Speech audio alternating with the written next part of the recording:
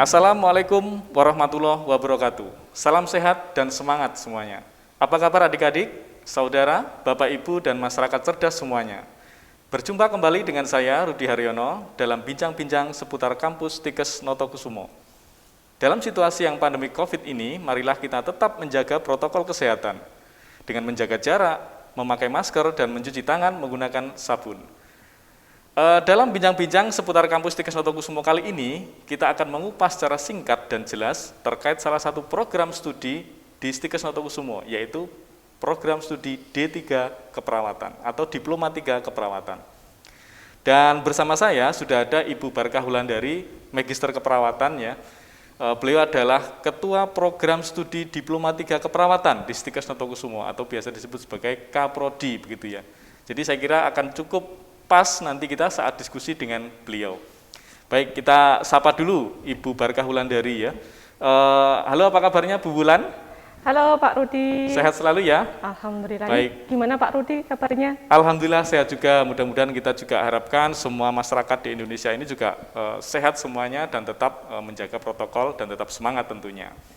Baik, nanti saya mohon izin Bu Wulan ya untuk nama yang sering digunakan di kalangan kampus ya di masyarakat baik. Notokusumo ya.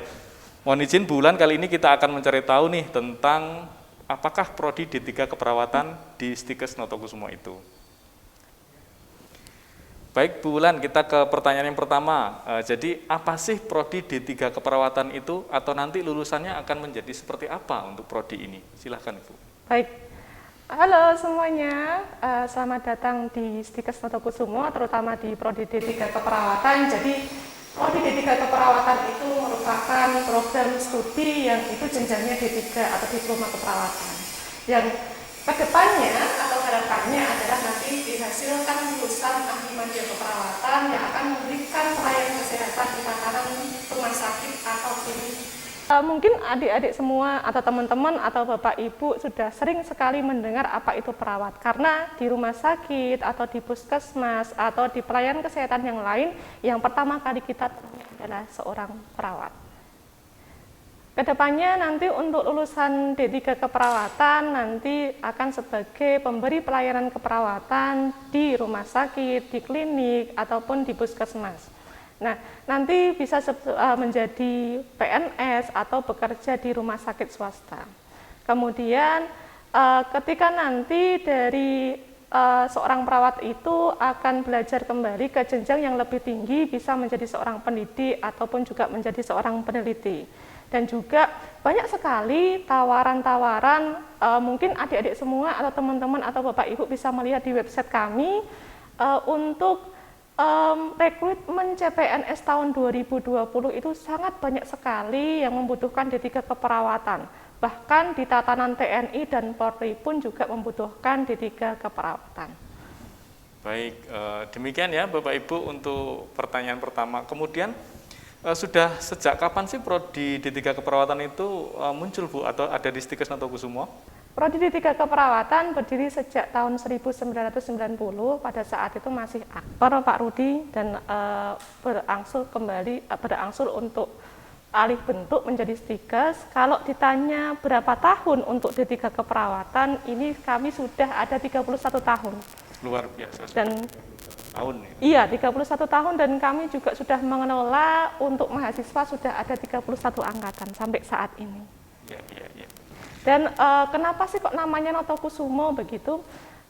Notokusumo itu, Stikes Notokusumo itu berada di bawah Yayasan Notokusumo, di mana nama Notokusumo itu diberikan oleh Sri Paduka Paku Alam ke-8 dengan mengambil nama putra dari Sultan Hamengkubuwono ke-1. Begitu. Jadi antara Notokusumo dengan kampus Paku Alam itu ada hubungan yang erat, begitu Pak Rudi. Ya, terima kasih Bu untuk penjelasannya. Berarti memang ada semacam kaitan keraton begitu ya untuk Stikes Notokusumo ini ya.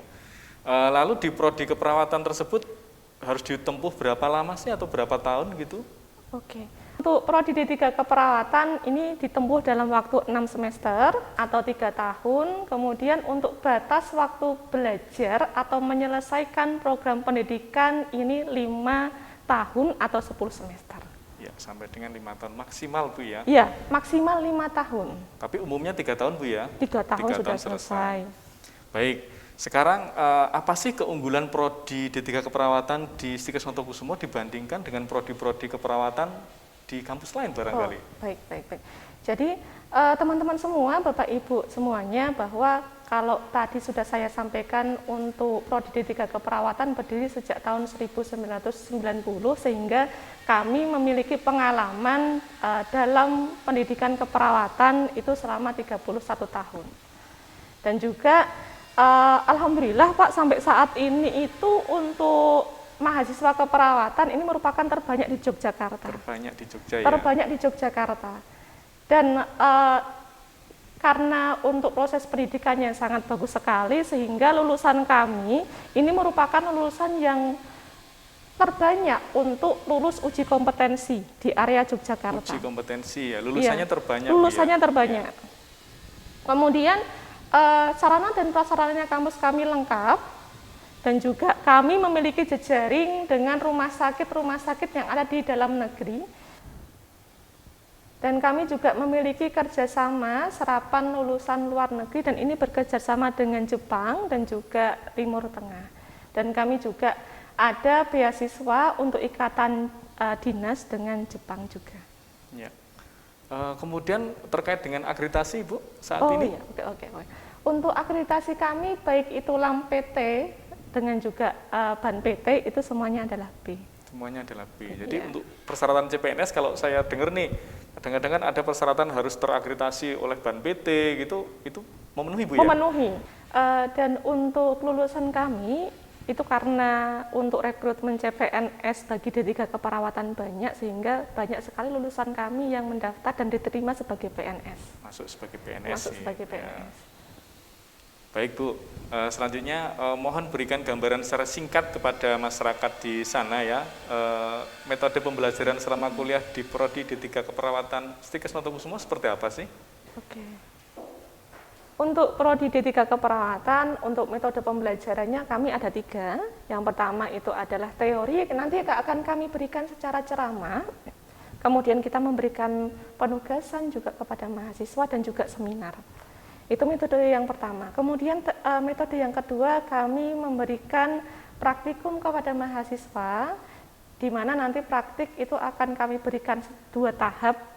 Yang pertama, tahap pertama nanti di kelas, kemudian tahap yang kedua nanti mahasiswa secara kelompok nanti akan mempraktekkan di lab.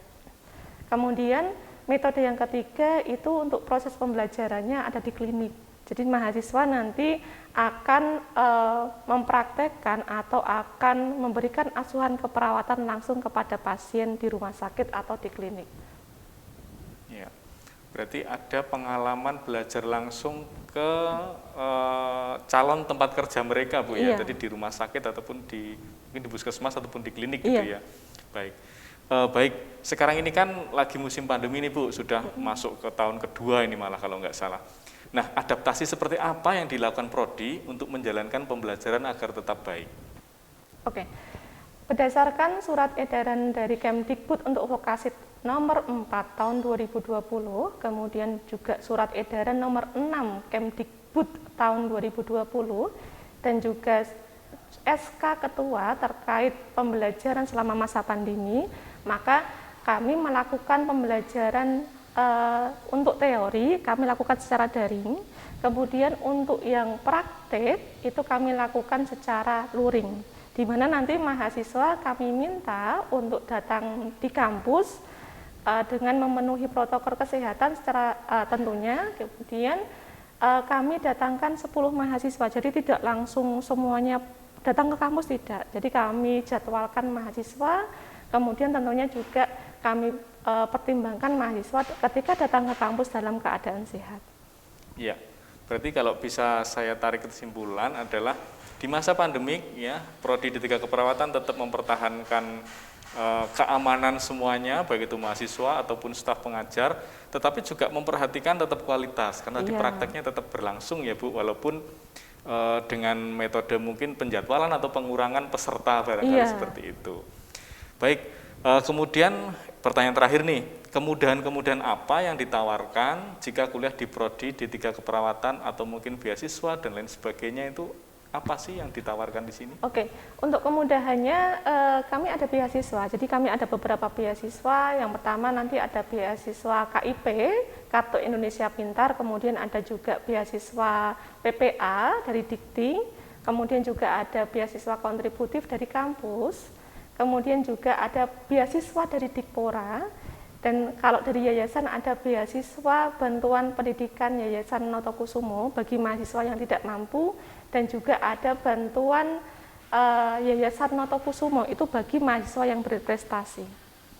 Jadi baik untuk mahasiswa yang berprestasi maupun nanti yang kurang mampu nanti dibantu. Baik, berarti memang banyak sekali kemudahan yang bisa didapatkan di lapisan mahasiswa ya, ada yang pinter ataupun tidak pinter, semuanya punya kesempatan. Iya, gitu ya. dan tentu juga kami ada juga beasiswa Pak, ada beasiswa untuk ikatan dengan Jepang. Ikatan dinas gitu Ikatan ya? dinas dengan Jepang. Dengan Jepang ya? Iya.